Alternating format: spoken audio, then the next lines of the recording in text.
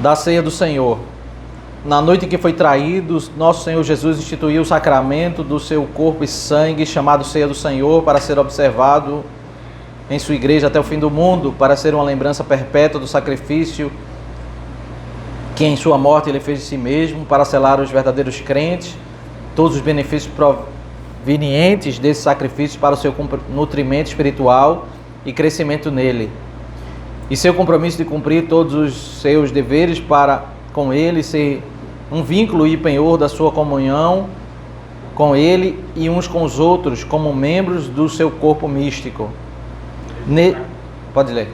Esse sacramento, Cristo não é oferecido a seu Pai, nem de modo algum se faz o sacrifício real para a remissão de pecados dos vivos ou dos mortos, mas apenas se faz uma comemoração daquela única oferta que ele fez de si mesmo na cruz, uma vez por todas, e por meio dela, uma oblação espiritual de todo louvor possível a Deus.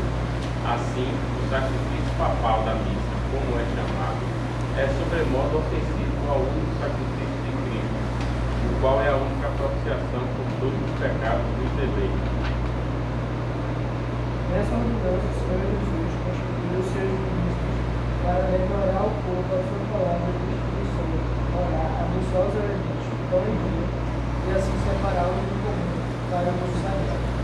Tomar e partir o pão, tomar o cálice e dele participando também, e dar todos os elementos aos comungantes, e tão somente aos que se acharem presentes. A missa particular é a recepção do sacramento por um só sacerdote ou por uma só pessoa, bem como a negação do cálice católico, a adoração dos elementos, a elevação ou procissão deles para serem adorados e a sua conservação para qualquer outro religioso são coisas contrárias à natureza desse sacramento e à instituição de Deus. Os elementos exteriores desse sacramento, devidamente consagrados aos usos ordenados por Cristo, têm tal relação com Cristo crucificado, que, em verdade, mas só sacramentalmente, são às vezes chamados pelos nomes das coisas que representam, a saber, o corpo e o sangue de Cristo. Porém, em substância e natureza, conservam-se verdadeira e somente pão e vinho, como eram antes. A doutrina, geralmente chamada de transubstanciação, que ensina a mudança da substância do pão e do vinho na substância do corpo e do sangue de Cristo, mediante a consagração por um sacerdote ou por qualquer outro meio, é contrária não só às Escrituras, mas também ao senso comum e à razão, e destrói a natureza do sacramento e tem sido a causa de muitas superstições e até de idolatria grosseira.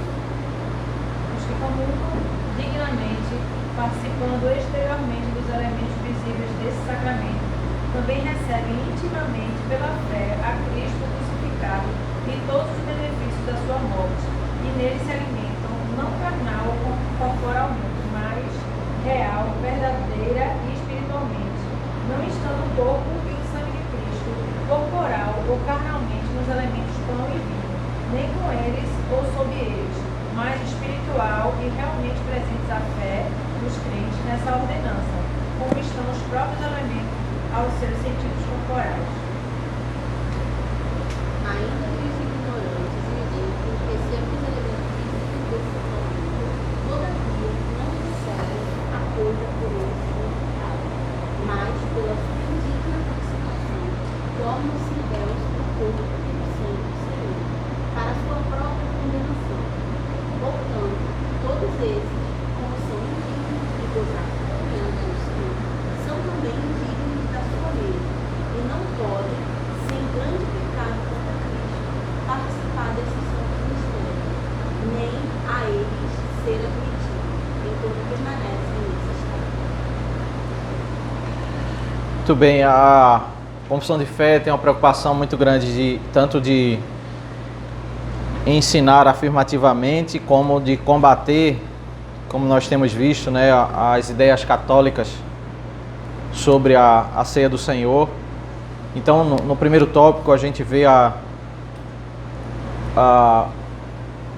o ensino, né, de modo afirmativo do objetivo da ceia do Senhor para selar os verdadeiros crentes e para nutrimento espiritual e crescimento. É o penhor da comunhão uns com os outros e como membros do corpo de Cristo, né? A gente vai ver tanto a palavra de Deus, alguns textos a gente vai caminhar, especialmente 1 Coríntios 10. O pão, ele às vezes na Bíblia é uma representação do corpo de Cristo, da pessoa de Cristo, e às vezes da igreja, né? Em 1 Coríntios 10 vai dizer: nós somos um só pão. Ao invés de falar nós somos um só corpo, aí ele pega o símbolo, né, daquilo que representa a igreja. Ele vai falar exatamente em 1 Coríntios 10. E a pessoa de Cristo, o corpo de Cristo sendo entregue ali na cruz. Então, por isso a Santa Ceia tem esse elemento também apontando para a comunhão da igreja. Aí, assim, o tópico 2, uma confrontação com a crença católica, né, o sacrifício papal na missa. E o tópico 3 volta a ensinar de modo afirmativo qual é o papel do ministro para orar, para abençoar os elementos, pão e vinho, tirar do uso comum para o uso particular e dar aos comungantes. Aí o tópico 4 volta a confrontar o catolicismo quando fala sobre a negação do cálice, né? Na história católica, o povo não bebe o vinho, é apenas o sacerdote que bebe o vinho, né? Eles molham lá a hóstia e dá para aqueles que participam, né? São contrárias à natureza desse sacramento, à instituição de Cristo. O tópico 5 mostra um dos problemas da argumentação católica. O texto dos evangelhos, na instituição da ceia, o Senhor disse: isso é o meu corpo, isso é o meu sangue. Ele pegou o pão e falou: isso é meu corpo, né? Então o tópico 5 ele tenta argumentar nesse sentido que às vezes, né, o tópico 5 diz: os elementos exteriores desse sacramento, devidamente consagrados aos usos ordenados por Cristo em relação com Cristo crucificado, que verdadeiramente, embora só no sentido sacramental, são às vezes chamados pelos nomes das coisas que representam. Então, os elementos exteriores são chamados por aquilo que ele representa. Então, quando o que a confissão de fé está dizendo é que quando a gente lê nos evangelhos: isto é o meu corpo, obviamente nós não devemos interpretar essa frase literalmente no sentido de que aquele pão é o corpo de Cristo, mas ele é chamado por aquilo que ele representa, né? Então o catolicismo olha para essa frase e diz: não, então é literal. Se ele diz que isso é o meu corpo, então aquilo ali, o pão foi transformado em corpo de Cristo. E aí a confissão está dizendo assim: não é isso. É porque às vezes na Bíblia aquilo é chamado por aquilo, algo é chamado por aquilo que ele representa. Então o pão, que é pão, é chamado de corpo de Cristo porque ele representa o corpo de Cristo, né? Então há uma explicação exegética sobre o erro de você aplicar essa frase literal, né? É igual a João, né? Eis o Cordeiro de Deus. Isso.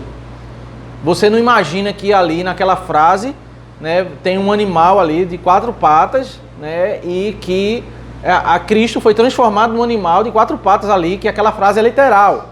Mas ele está fazendo alusão ao animal do Antigo Testamento, que aquela pessoa está relacionada com aquele animal, né, do Antigo Testamento que era consagrado ali no sacrifício, né? Fala sobre isso,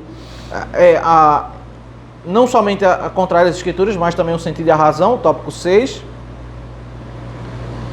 O tópico 7 fala sobre o foco, esse alimento espiritual, né, essa aplicação à real presença de Cristo e esse nutrimento que o Senhor opera. E fala o tópico 8 sobre as implicações negativas, né, ainda que os ignorantes participam. E aí o tópico 7 e 8 toca um pouco sobre a questão de que os reformados entendem que a ceia do Senhor é muito mais do que uma mera representação, mas há uma visitação do Senhor. Há uma visitação do Senhor. O Coríntios 11 que a gente vai ler fala que alguns ficavam doentes e morriam porque eles eram visitados com a ira de Deus, né? E aí eu queria caminhar por alguns textos bíblicos e em primeiro lugar, Êxodo capítulo 12, e lembrar que o contexto inicial da estrutura do Antigo Testamento sobre ceia do Senhor, começa está relacionado com a Páscoa, e a Páscoa ela tem um contexto altamente relacionado com a ira de Deus, com o juízo do Senhor, né? A Páscoa fala sobre libertação, a relação da Páscoa está ali com a 10ª praga. A 10ª praga, quando o Senhor vai, de fato, depois de muitos juízos derramados aos egípcios, ele vai tirar o povo do Egito. E antes de tirar o povo, de derramar a 10ª praga, vai se estabelecer a Páscoa, né? Aquela comemoração, Êxodo 12. Alguém pode ler, por favor, do verso 1 ao verso 14? Disse o Senhor a Moisés e a Arão na terra do Egito: Este mesmo será principal dos meses, será o primeiro mês do ano. Falai a toda a congregação de Israel, dizendo: Aos 10 desse mês, cada um tomará para si um cordeiro, segundo a casa dos pais, um cordeiro para cada família. Mas se a família for pequena para um cordeiro, então convidará ele o seu vizinho mais próximo, conforme o número das almas, conforme o que cada um puder comer. Porém, calculareis quantos bastam para um cordeiro. O cordeiro será sem defeito, macho de 1 ano. Podereis tomar um cordeiro ou um cabrito, e o guardareis até o 14º dia desse mês, e todo o ajuntamento da congregação de Israel o imolará no crepúsculo da tarde. Tomarão do sangue e o porão em ambas as ombreiras e das vergas das portas, nas casas em que o comerem. Naquele dia comerão da carne assada no fogo, com os pães asmos, ervas amargas, a comerão. Não comereis do animal nada cru, nem cozido em água, porém assado ao fogo, a cabeça, as pernas, a fresura, nada deixarás dele até amanhã. Ao que porém ficar até pela manhã, queimará o zeiro. Dessa maneira comereis o lombo cingido, sandálias nos pés e cajado na mão, comer-o-eis à pressa. É a Páscoa do Senhor, porque naquela noite passarei pela terra do Egito e ferirei a terra do Egito e todos os seus primogênitos, desde os homens até os animais. Executarei juízo sobre os deuses do Egito. Eu sou o Senhor. O sangue vos será por sinal nas casas em que estiveres. Quando eu vir o sangue, passarei por vós, e não haverá entre vós praga destruidora, quando eu ferir a terra do Egito. Este dia vos será por memorial, e o celebrareis como solenidade ao Senhor das vossas gerações, e celebrareis por estatuto perpétuo. Então, o contexto é a ira de Deus vai visitar de modo definitivo. E aí, não sei se você lembra, eu já falei isso aqui antes, que quando o povo de Israel, lá no final do livro de Gênesis, ele vai morar, por meio de José, eles vão se estabelecer no Egito, eles criam gado, e o boi é um animal abominável para os egípcios. Então eles vão viver numa aldeia separada, numa cidade separada, né? Cidade de Gósen. E eles vivem lá, eles estão no Egito, mas eles vivem numa aldeia separada. E Deus, quando manda eles fazerem um ritual da Páscoa, né? Roupa de viagem, cajado na mão, pão sem fermento, carne assada, ervas amargas, eles têm que tirar o sangue e colocar nas portas, porque a visitação do Senhor para matar, ela vai também na aldeia dos israelitas. Ela não vai apenas na cidade dos egípcios, ela vai na cidade dos israelitas também. Isso nos ensina o conceito de que, assim, os israelitas não eram salvos por serem israelitas, eles eram salvos pela fé no sangue do Cordeiro, pela fé na redenção em Cristo, né? Porque a visitação com morte ia também na aldeia deles, então eles precisavam pegar o sangue, colocar nas portas E haveria algo aí, o versículo 13 diz, porque quando eu vir o sangue, passarei por vocês. Essa palavra hebraica é Páscoa. A ideia é, Deus vai para todas as casas, inclusive dos israelitas, para matar. E aí quando ele vê o sangue, ele passa por cima. Então, a Páscoa, o contexto da Páscoa, você não pode falar de Páscoa sem falar da ira de Deus.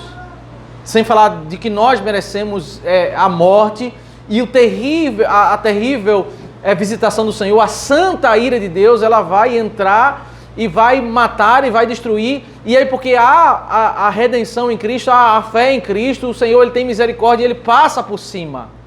Então a Páscoa ela fala sobre essa ideia de misericórdia por meio de Cristo, né? Aí veja, o versículo 22 diz: peguem ramos de isopo, molhem no sangue que estiver na bacia e marquem a viga superior da porta e suas ombreiras com sangue que estiver na bacia, e que nenhum de vocês saia da porta da sua casa até pela manhã. Porque o Senhor passará para matar os egípcios. Quando, porém, enxergar o sangue na viga superior da porta, em ambas as ombreiras, o Senhor passará por cima da porta. E não permitirá que o destruidor entre na casa de vocês para matá-los. Portanto, guardem isto por estatuto entre vocês e seus filhos para sempre. E quando estiverem na terra que o Senhor lhes dará, como prometeu, observem este rito. Quando seus filhos perguntarem: que rito é este? Respondam: é o sacrifício da Páscoa ao Senhor, que passou por cima das casas dos filhos de Israel no Egito, quando matou os egípcios e livrou as nossas casas, né? Então o povo se inclinou e adorou. Perceba que uma das coisas que a representação da Páscoa fazia era criar um ambiente de curiosidade nas crianças. Então o próprio Senhor ele se antecipa para falar aquilo que iria acontecer. Você vê um momento em que a criança vê os pais pegando um animal, matando, pintando, passando sangue nas ombreiras da porta, fazendo uma refeição que não era comum, a refeição que eles faziam durante o ano.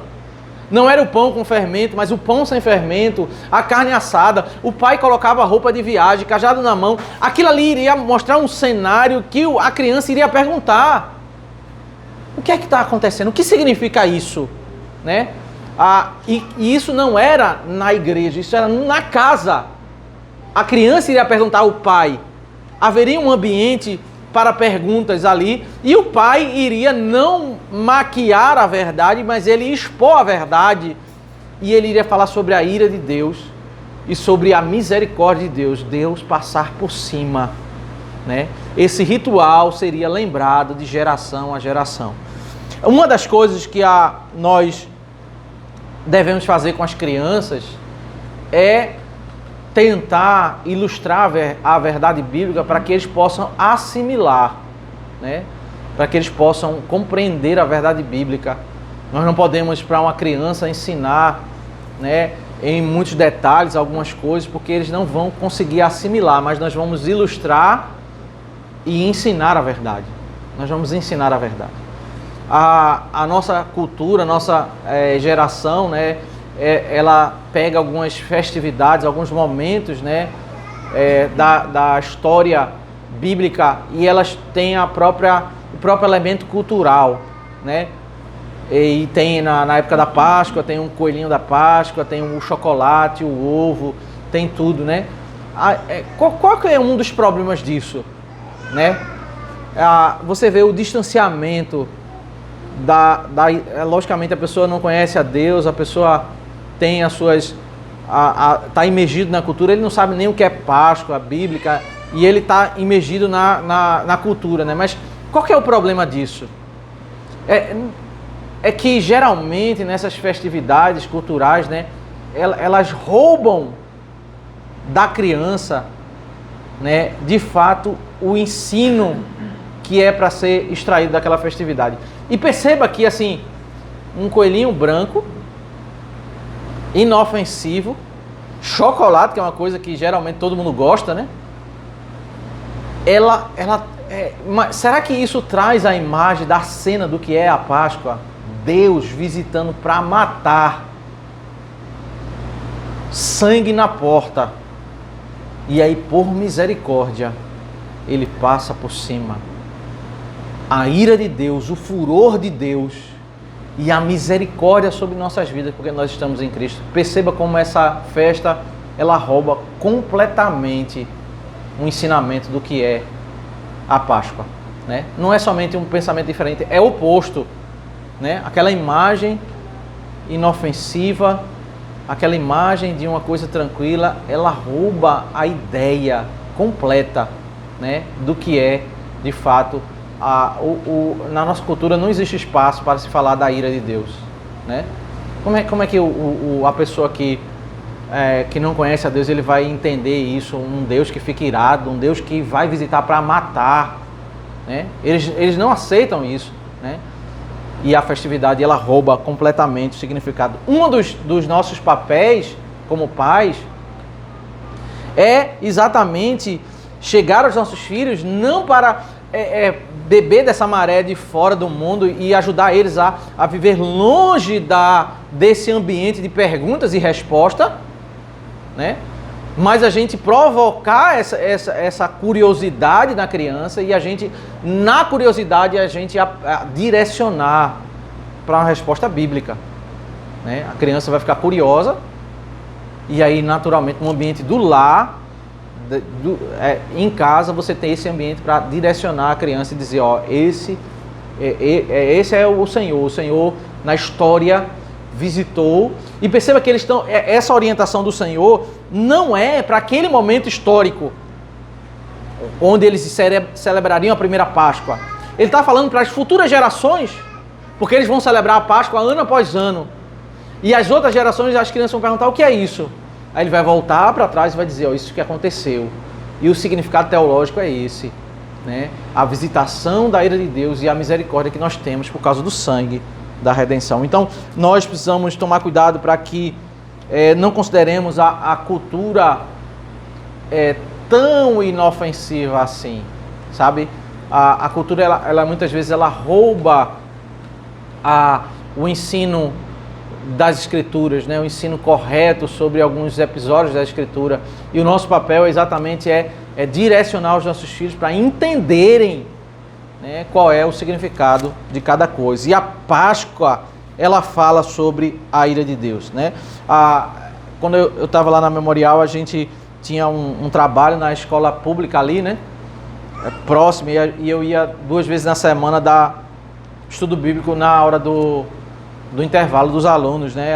Ia para a quadra e os alunos que queriam ir, tinham muitos evangélicos, eles iam lá. E a diretora me chamou no dia da Páscoa para pregar lá. A escola, uns 300 alunos para pregar lá. Nossa, aquela celebração, todo mundo,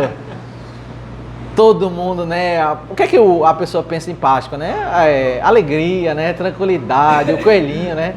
E eu preguei exatamente sobre a ira de Deus, né? Ficou todo mundo assim, ó.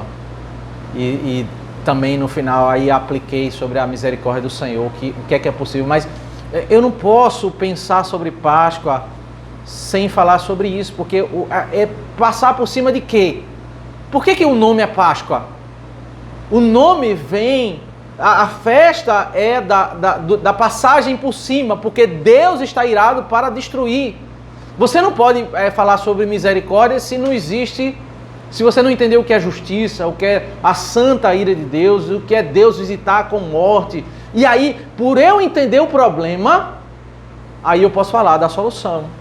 Que é porque eu estou em Cristo, a ira de Deus, ela passa por cima da minha cabeça, né? Então, aqui é a conclusão de um contexto que fala sobre a ira de Deus, né? Que fala sobre a ira de Deus. Então, a gente, quando caminha na Bíblia, eu queria ainda ler em Êxodo 12, a partir do verso 43, um outro conceito importantíssimo, a gente chegou a ler anteriormente. O verso 45 diz assim: o estrangeiro e o assalariado não comerá dela. Aí o verso 48 diz: porém, se algum estrangeiro se hospedar com você e quiser celebrar a Páscoa do Senhor, que primeiro sejam circuncidadas todas as pessoas do sexo masculino, depois poderá observar a Páscoa e será como natural da terra, mas nenhum incircunciso comerá dela. A mesma lei será aplicada ao natural da terra e ao estrangeiro que estiver entre vocês. Então, a circuncisão na antiga aliança era aplicada à criança ao 8º dia, e era aplicada também quando um adulto, ele professava a fé, ele queria fazer parte desse povo da aliança, crer no Redentor. Então, quando adulto, ele professava a fé, ele era circuncidado, e ao ser circuncidado, ele poderia participar dali da Páscoa. Um detalhe é que a criança, ela na antiga aliança, ela comia da Páscoa, né? Ela comia da carne do cordeiro. Até um professor num seminário batista, né, ele lançou um livro de teologia, e ele foi num seminário presbiteriano, e as pessoas perguntaram, mas por que porque ele tinha alguns conceitos reformados, né? Por que ele não via a relação entre a Páscoa e a ceia do Senhor? E ele lançou uma questão lá dizendo o seguinte: olha, a relação que vocês fazem é meio imperfeita, porque na antiga aliança as crianças elas comiam do cordeiro. E por que vocês agora as crianças não participam da ceia do Senhor, né? Por que a nossa relação ela não é exatamente a mesma, né? Como é que vocês responderiam isso para essa questão? A gente viu sobre a questão da relação do batismo e a circuncisão. Por que as mulheres elas não participavam da circuncisão e agora na nova aliança elas participam do batismo? A gente viu que é por causa de uma das características da nova aliança é o cumprimento da profecia de Joel 2, é o alargamento do benefício, né?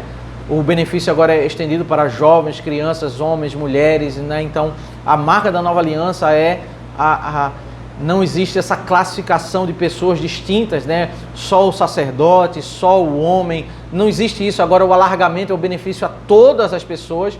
Mas na Santa Ceia parece que é o inverso. Por que as crianças agora são privadas de participar?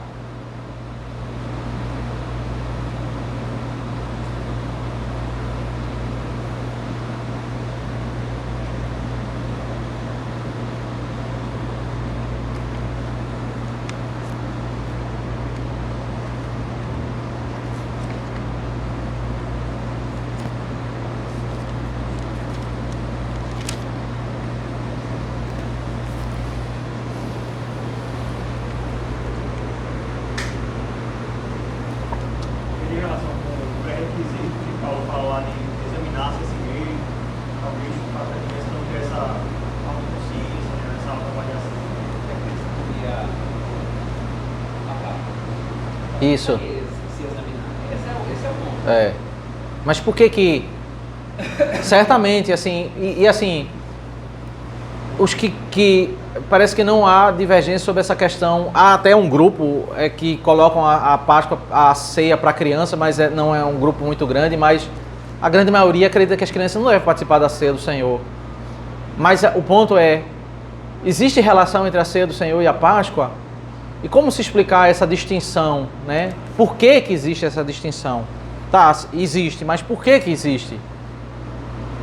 Isso quebra a correlação entre Páscoa e ceia do Senhor, né? A correlação entre circuncisão e batismo, a gente entende, percebe que assim, o que não faz, existe diferença apesar da correlação, e a diferença tem uma explicação.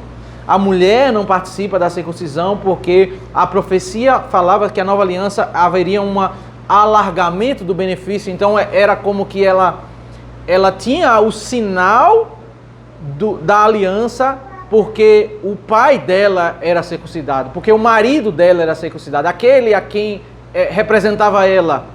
Então ela tinha aquela representação, aquela casa servia ao Senhor. Agora não, o sinal agora recebe diretamente a ela participa, porque o alargamento, né, desse benefício é derramado, né? O sacerdote entrava no Santo dos Santos, ele era salvo pela fé, e todo o povo era salvo pela fé, mesmo que somente o sacerdote entrasse no Santo dos Santos. Mas o alargamento desse benefício é concedido a todo o povo, e agora não existe mais essa classificação. Então, o conceito que havia a todos, agora ele é aplicado a todo mundo, porque existe um alargamento do benefício, né? Na ceia do Senhor existe algo no sentido contrário. Mas o algo no sentido contrário é exatamente pelo fundamento do alargamento do benefício. E qual é o alargamento do benefício que está relacionado aí a esse ponto aí que o Mateus citou, né? Que agora existe mais um aprofundamento na compreensão do que é, né, a obra redentora de Cristo. A marca da nova aliança também é nesse conhecimento mais profundo, né? Esse conhecimento mais profundo que é derramado ao povo está relacionado também às implicações de perigo. Perceba, você não pode desassociar esse conceito da ceia do Senhor sobre a visitação, e a visitação com ira do Senhor, a visitação para abençoar e a visitação também para punir. Nesse sentido, nós não entendemos que a ceia do Senhor é um simples memorial, mas o Senhor, Ele nos visita. Veja o que Paulo diz em 1 Coríntios 11. A primeira coisa é interessante, né? Ele diz isso, 1 Coríntios 11, versículo 23. Havia uma desordem no meio da igreja ao participar da ceia do Senhor. Tem gente que diz assim, não, o importante é adorar. Aí veja o que ele diz no versículo 17, antes do verso 23. O que é que Paulo diz aí no versículo 17? 1 Coríntios 11, 17. Isto, porém, eu vos prescrevo, não vos louvo, porquanto vos ajuntais não para melhor, e sim para pior. Paulo está dizendo uma coisa muito semelhante a Isaías 1, dizendo que o povo fazia tanta coisa errada no culto, que ele diz lá em Isaías 1 que era melhor que alguém fechasse as portas e o povo não cultuasse, porque eles estavam fazendo coisas que provocava mais a ira de Deus no culto do que agradava. Então, diferente desse conceito popular de que o que importa é adorar, fazer para Deus, em nome de Deus, e tudo que eu faço, o importante é a minha motivação. Paulo está dizendo aqui que eles se reuniam. Veja, o culto ele não é neutro. A reunião, ele ia estar falando da reunião de culto, era para pior. A pessoa poderia se reunir para adorar a Deus e ela poderia, ao invés de melhorar o seu relacionamento com Deus, ele prejudicar o seu relacionamento quando ele provocasse a ira de Deus. E a evidência clara que Paulo quer deixar na mente deles é o seguinte, olha, tem algumas pessoas ficando doentes e tem algumas pessoas morrendo, porque nessa reunião que vocês estão fazendo, vocês estão provocando a ira de Deus de modo tão grande que Deus está visitando vocês com... veja se você não lembra do contexto da Páscoa. Há um link com a visitação da ira do Senhor. Eles estão fazendo, participando de um momento em que lembram o momento histórico de Deus passando por cima, e Deus não está passando por cima. Deus está entrando, está visitando com ira, porque existe uma desordem. E ele diz lá no verso 20, não é a ceia do Senhor, né? Vocês se reúnem para pior e não para melhor, né? Aí o verso 23 diz uma coisa interessante, porque eu recebi do Senhor o que também lhes entreguei, né? O papel apostólico não é um papel de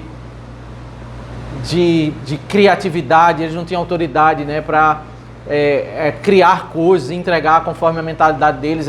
Eles eram pessoas, mensageiros autorizados para entregar o que receberam, né? A revelação vem do Senhor. O apóstolo, ele entrega o que recebeu. Eu recebi, eu entreguei. Vocês têm um modo de vocês, mas a ceia do Senhor que eu entreguei para vocês foi o que eu recebi. Esse é o modelo entregue pelo Senhor. E aí ele diz algo, que o Senhor Jesus, na noite em que foi traído, pegou um pão. Na noite em que foi traído, a confissão de fé fala até sobre isso, né? Na noite em que o Senhor foi traído. Por que Paulo falou na noite em que foi traído? Na noite em que ele foi preso, ele poderia ter dito, né? Na noite em que ele estava orando. Na noite em que ele estava lá no monte. Mas ele disse na noite que ele foi traído. Por que ele mencionou esse evento, né? É um evento... Ele está falando sobre a ceia do Senhor e ele menciona Judas, o evento de traição, por que o foco em Judas?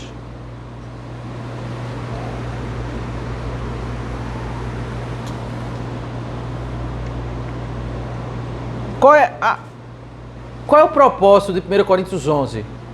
Mateus 26, os evangelhos, quando narra a ceia do Senhor, relatar, informar o estabelecimento da ceia do Senhor. Qual é o propósito de 1 Coríntios 11, ao falar sobre a ceia do Senhor?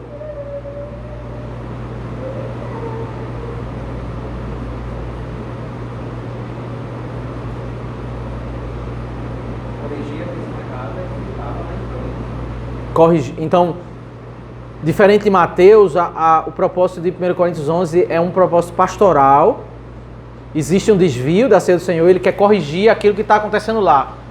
E por que ele cita na noite em que foi traído? Tem alguma Comunhão. Mas o que é que tem a ver o evento da traição com a ceia do Senhor? Justamente comeu do pão. Teve um indivíduo que participou da ceia do Senhor indevidamente. E o primeiro indivíduo que participou da ceia do Senhor foi Judas, né? Ele fala, na noite que foi eu vou ensinar para vocês sobre a ceia do Senhor. Na noite que foi traído, na noite em que teve o primeiro cidadão que ele participou da ceia indevidamente, né? A gente vai voltar para 1 Coríntios 11, mas vamos lá para Mateus 26.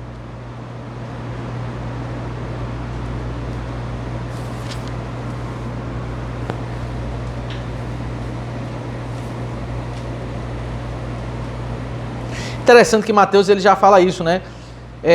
O pacto da traição está no verso 14 ao 16. E o verso 20 diz: ao cair da tarde, Jesus pôs-se à mesa com os seus discípulos, e enquanto comiam, Jesus disse: em verdade lhes digo que um de vocês vai me trair. Eles estão celebrando a Páscoa do Antigo Testamento, né? Aí eles perguntam, o verso 26 diz, enquanto comiam, veja o verso 21, enquanto comiam, o verso 26, enquanto comiam, Jesus pegou um pão e abençoando-o, partiu, deu aos discípulos, dizendo, tomem, comam, isto é meu corpo. A seguir, Jesus pegou um cálice e, tendo dado graças, o deu aos seus discípulos, dizendo, bebam todos dele, porque isto é o meu sangue, o sangue da aliança, derramado em favor de muitos para a remissão de pecados. E digo a vocês que desta hora em diante nunca mais beberei deste fruto da videira, até aquele dia em que beberei com vocês o vinho novo no reino de meu Pai. E tendo cantado o hino, saíram para o Monte das Oliveiras. Então, ele participa, né, daquele momento, o traidor, e na mesa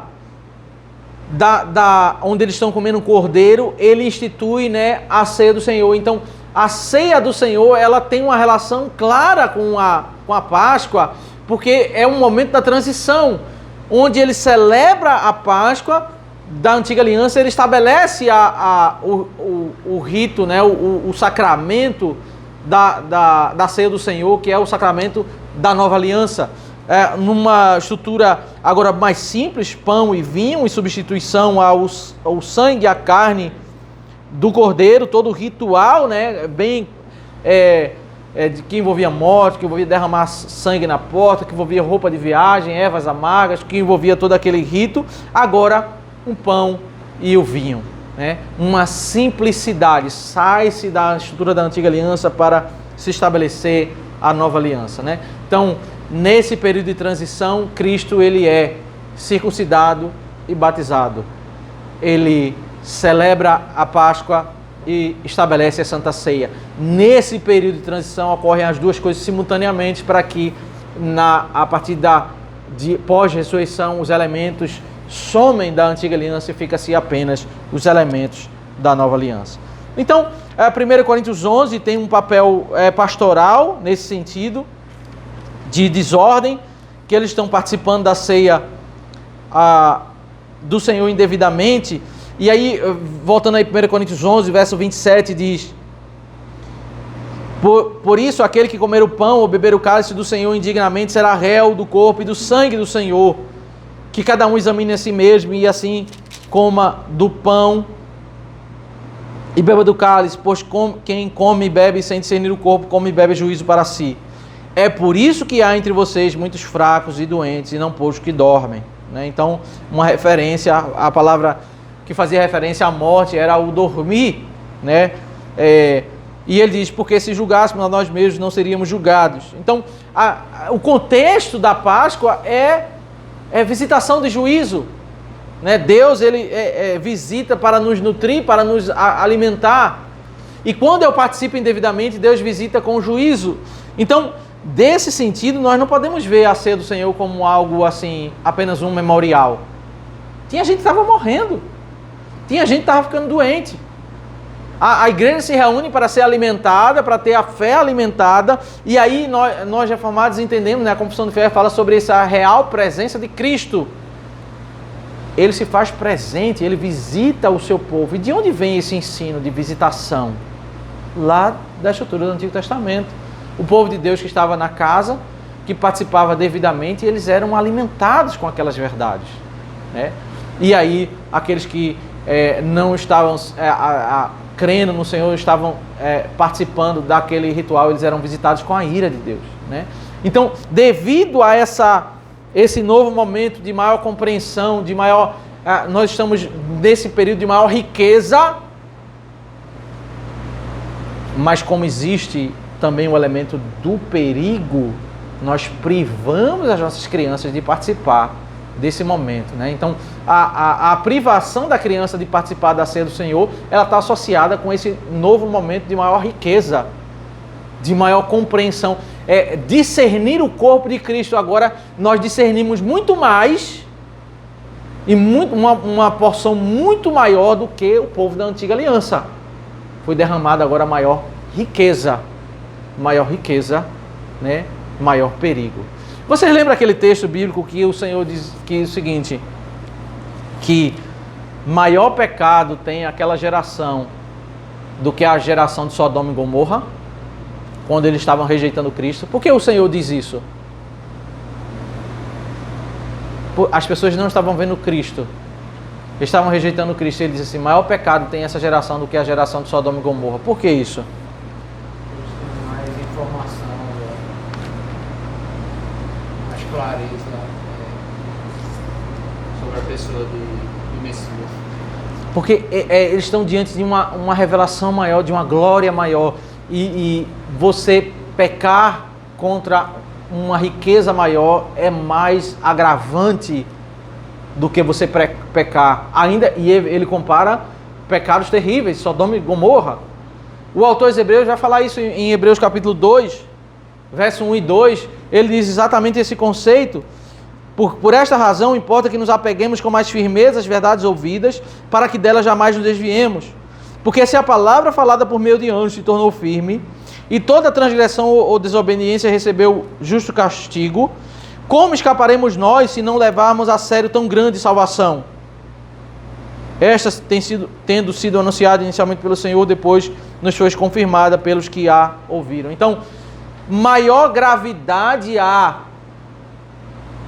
diante de maior revelação, de maior graça derramada pelo Senhor. Então, é por isso que nós privamos as nossas crianças de participar da ceia do Senhor, para que elas possam, ao chegar à idade da razão, professar a fé e aí sim participar da ceia do Senhor. Então, o ponto que eu quero trazer aqui, eu quero fechar com isso, é o seguinte: o fato de nós fazermos correlação entre batismo e circuncisão, ceia do Senhor e Páscoa, não significa que não existe, né, diferenças entre uma coisa e outra, mas as diferenças elas são explicadas dentro da progressividade do pacto. As mulheres não são circuncidadas, no batismo elas são batizadas, porque existe a profecia de Joel 2, o alargamento do benefício. As crianças participam da Páscoa e elas não participam da Santa Ceia, porque existe o alargamento dos benefícios e com isso uma maior compreensão da obra de Cristo. E por haver maior compreensão, né, exatamente porque o texto diz que o homem deve se examinar, e o perigo era participar da ceia do Senhor sem ter a discernir o corpo de Cristo, era melhor eles não participar do que participar. Então, por isso, por causa dessa riqueza de benefício, e do perigo associado a isso, né? Então, as crianças são privadas. Então, nós, diferente da visão de uma ceia do Senhor apenas como um memorial, nós entendemos que Cristo está presente espiritualmente, e Ele está nutrindo e Ele está visitando a igreja também quando a igreja participa indevidamente com a sua ira. E esse conceito vem lá do Antigo Testamento, né? A Páscoa foi estabelecida com esse conceito de visitação do Senhor. Ficou claro isso? Perguntas? Eu tinha muita dificuldade em assimilar esse conceito e eu estava começando a enxergar há bastante tempo atrás de que na semana da ceia era uma semana que eu tinha que ter mais atenção em relação ao pecado, de forma que isso estava criando em mim um orgulho de não, essa semana eu pequei pouco e aí eu posso participar da ceia, como se fosse pelos meus méritos. E a gente precisa ter essa atenção de que nós participamos da ceia pelos méritos de Cristo. Esse é um ponto fundamental da graça de Deus. Mas o benefício maior que a ceia ela dá em comparação aos rituais do Antigo Testamento é nós participarmos com temor e tremor, sabendo que se o nosso relacionamento com Deus está de alguma forma afetado por um pecado deliberado, você pode ser visitado com juízo. Mesmo você confiando em Cristo para participar da ceia, você tem que tomá-la com temor. Você precisa reconhecer os seus pecados. Daí o aviso de você examinar a si mesmo. Isso, eu penso que assim, o importante é um grande perigo, né? A gente levar a ceia do Senhor para a gente terminar pensando no mérito, né? Só para a gente entender o contexto de Coríntios 11, é que assim, na hora da ceia do Senhor, de um momento onde a igreja estava fazendo alusão a um evento da visitação da ira de Deus, as pessoas estavam participando da ceia do Senhor e ficando embriagadas. Então, eles estavam assim, provocando a ira de Deus, né? Então, o ponto não é exatamente como o Filipe falou, terminar num sistema de mérito, mas assim, ao participar da ceia do Senhor, nós nos arrependermos, né? Sabermos que nós estamos participando da ceia do Senhor pelos méritos de Cristo, né? Deus ele vai nos abençoar, não é porque nós fomos melhores essa semana do que a outra semana. Não é assim, eu passei a semana toda bem, aí agora eu vou participar. Não, eu cometi um erro na quinta passada, não vou participar. Não é isso. Chegue diante de Deus, se arrependa e participe. E participe. Mas o que não pode acontecer é exatamente o que estava acontecendo em Corinto. No meio do culto, a gente começar a fazer um embriaguez, começar a ter desordem no culto, e a gente fazer isso na hora, não havia temor algum, né? Então era essa a realidade de 1 Coríntios. Então isso aí realmente não pode, né? Isso aí assim, é provocar, é brincar, né, com a ira de Deus, né? Mais alguma pergunta, meus irmãos? Vamos orar, vamos descansar e poder voltar mais à noite para adorar o nosso Deus. Damos graças, Senhor, por essa manhã de estudo da Tua Palavra, porque o Senhor nos ajuda, o Senhor nos abençoa. Pedimos que o Senhor nos guarde, que o Senhor nos leve em paz aos nossos lares e possamos voltar mais à noite para adorar o Teu santo nome. Te damos graças, ó Deus, em nome de Cristo. Amém.